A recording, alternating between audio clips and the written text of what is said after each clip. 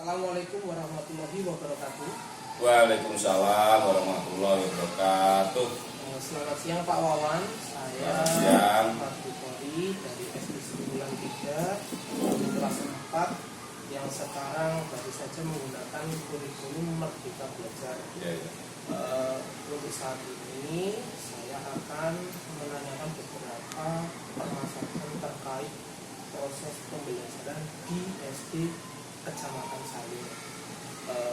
Untuk saat ini Pak Wawan sebagai yang saya anggap sebagai pakar dan ahli, karena saat ini Pak Wawan sudah menjadi kepala sekolah SD Penggerak dan kepala sekolah berprestasi di tingkat kabupaten.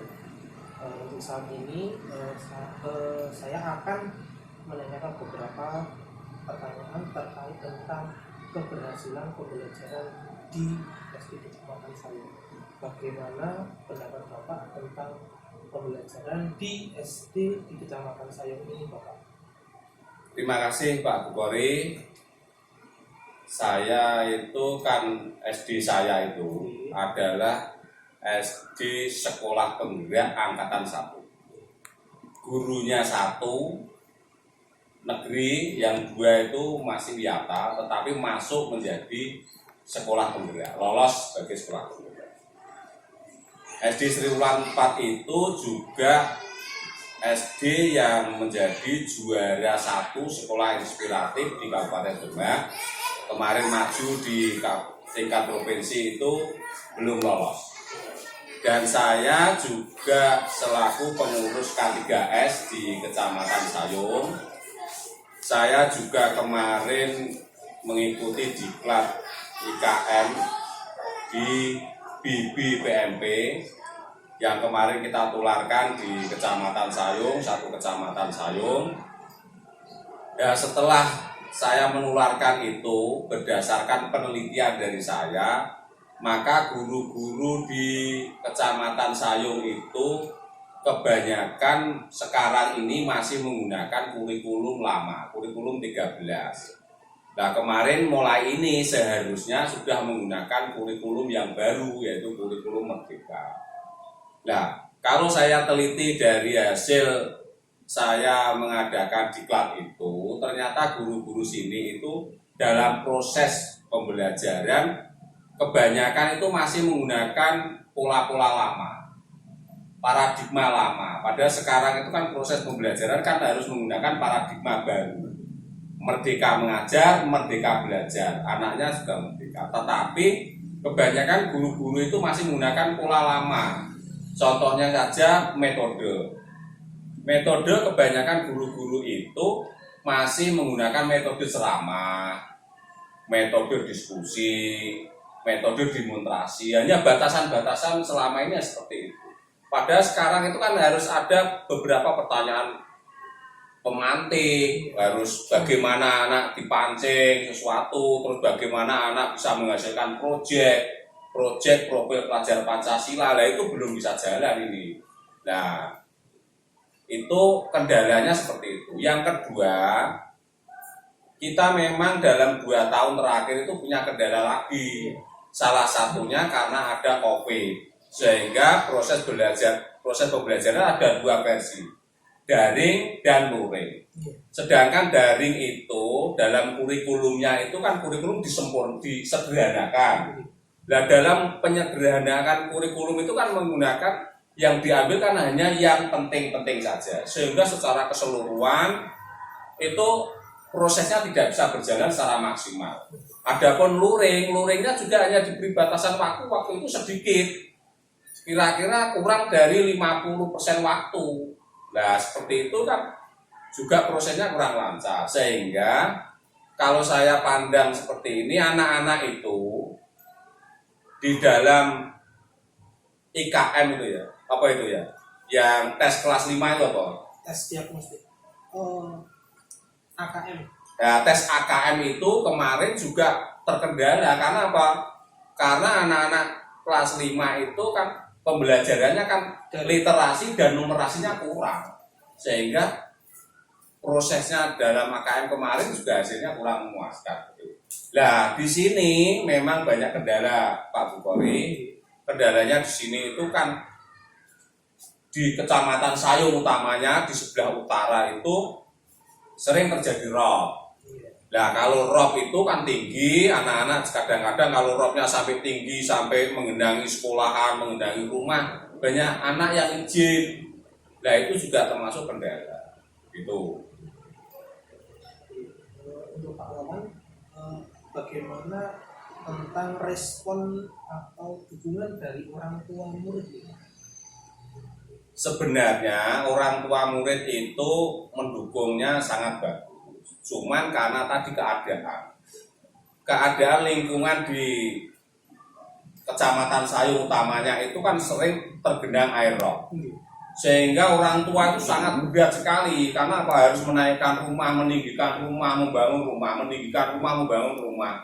Anaknya juga untuk akses ke sekolahan juga terkendala.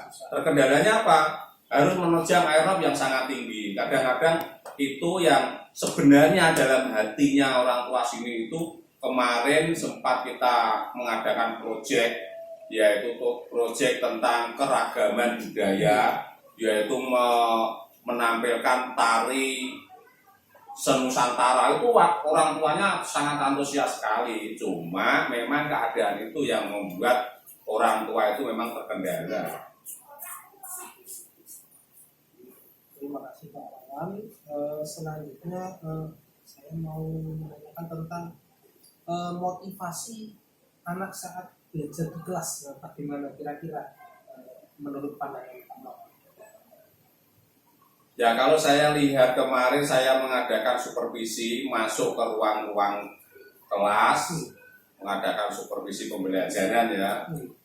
Nah, itu memang motivasinya anak itu akhir-akhir ini itu sangat berkurang. Karena apa? Mengapa berkurang? Karena itu menurut saya itu dari pemerintah desainnya itu. Karena apa? Sekarang itu kan anak wajib naik ibaratnya, seperti wajib naik lah.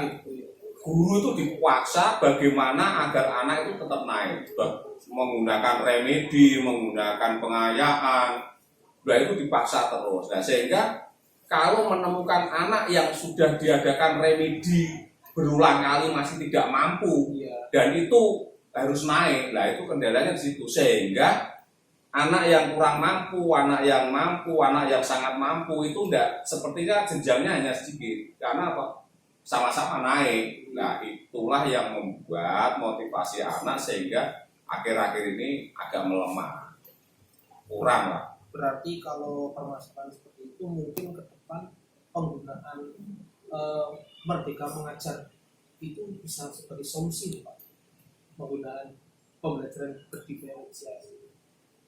Ya, menurut saya kalau kondisi seperti ini itu tergantung pada gurunya. Kalau gurunya bisa membuat metode pembelajaran yang lebih kreatif ya, dan anak menjadi lebih senang, terusan alat peraga yang lebih bervariatif, anak juga menjadi lebih senang belajar, lebih senang bisa cepat menerima dan sebagainya. Saya kira itu adalah sebuah solusi. Karena apa? Kalau gurunya pandai dalam mengajar, menyampaikan materi dan memberikan umpan, memberikan motivasi dan sebagainya, saya kira itu ya solusi itu bisa selesai. Insya Allah ya bisa berjalan dengan baik. Terima kasih Pak Wawan atas sharing dan informasi yang telah diberikan. Saya Polri mengucapkan terima kasih yang sebesar-besarnya. Semoga info ini, data ini bisa saya gunakan untuk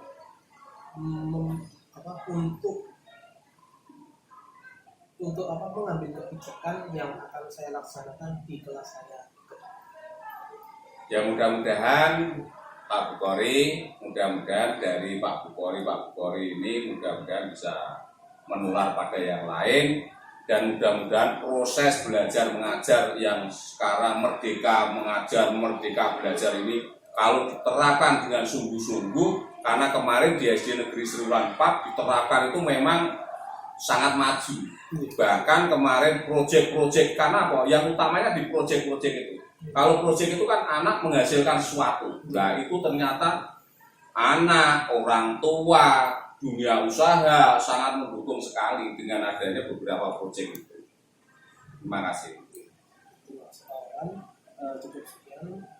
Wassalamualaikum warahmatullahi wabarakatuh. Waalaikumsalam warahmatullahi wabarakatuh.